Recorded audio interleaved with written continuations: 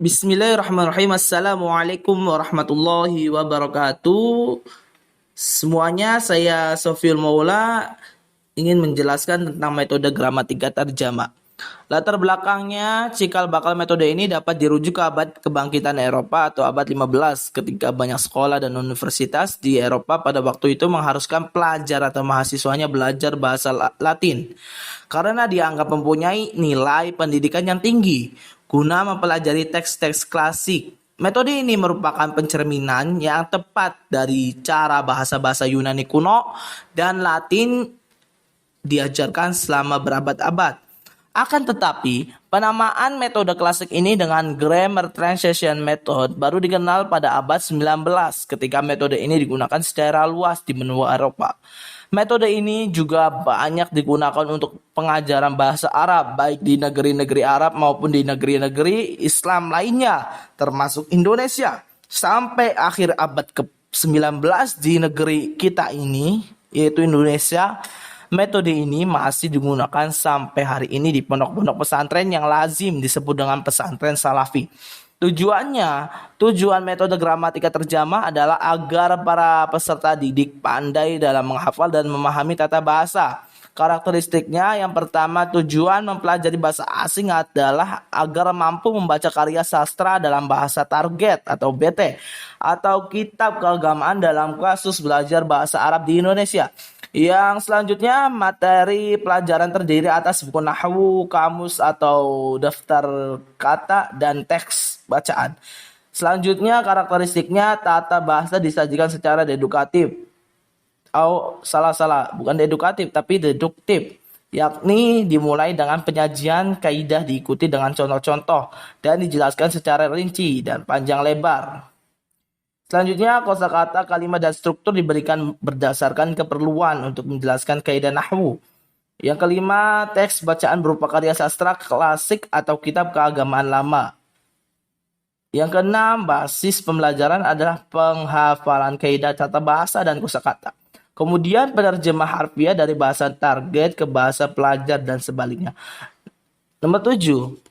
Karakteristiknya, bahasa ibu pelajar digunakan sebagai bahasa pengantar dalam kegiatan belajar mengajar.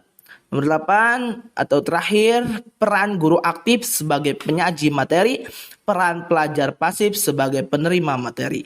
Landasan teori ini, asumsi yang mendasari metode gramatika terjemah adalah suatu logika semesta atau al-mantik al-alami atau universal logic yang menyatakan bahwa semua bahasa di dunia dasarnya sama dan tata bahasa adalah cabang dari logika belajar bahasa. Tata bahasa adalah cabang dari logika. Belajar bahasa dengan demikian dapat memperkuat kemampuan berpikir logis, memecahkan masalah dan menghafal. Untuk melihat titik kesamaan itu dan untuk melihat titik pokok pikiran yang terkandung oleh tulisan bahasa asing yang dipelajari, perlu diadakan kegiatan transformasi atau terjemah kosakata kalimat dalam bahasa pelajar sehari-hari. Jadi intinya, kegiatan belajar bahasa asing adalah menganalisa data bahasa, menulis kalimat, dan menghafalkannya. Menghafalkan kosakata sebagai dasar transformasinya ke dalam bahasa yang digunakan sehari-hari. Untuk implementasi metode gramatika terjemah dalam pembelajaran terbagi menjadi 3, yaitu yang pertama perencanaan berisi penyusunan RPP dan lain sebagainya. Selanjutnya pelaksanaan pembelajaran yang terbagi menjadi 3 tahap yang akan dijelaskan kemudian. Terus evaluasi yang terakhirnya.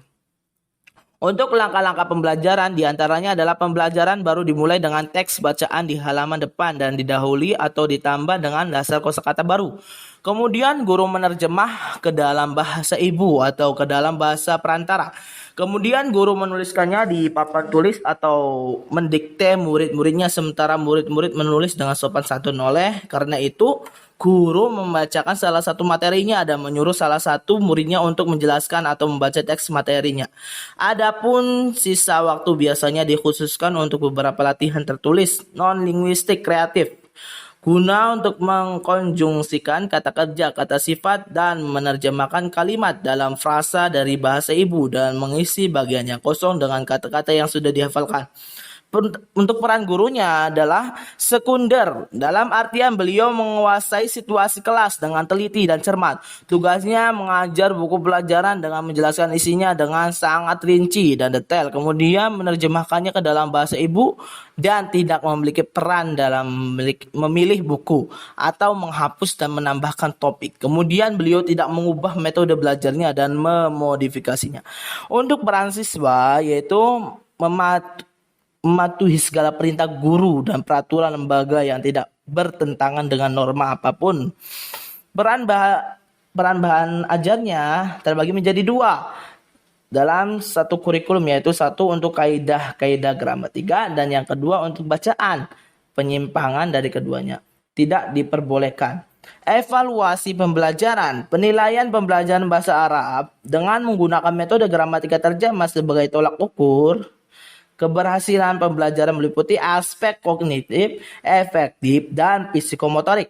Menyelesaikan beberapa kendala yang dihadapi oleh pendidik selama pembelajaran seperti memberikan pelatihan terhadap peserta didik yang tidak memiliki bekal. Oke, terima kasih. Sekian dari saya. Kurang lebihnya mohon maaf.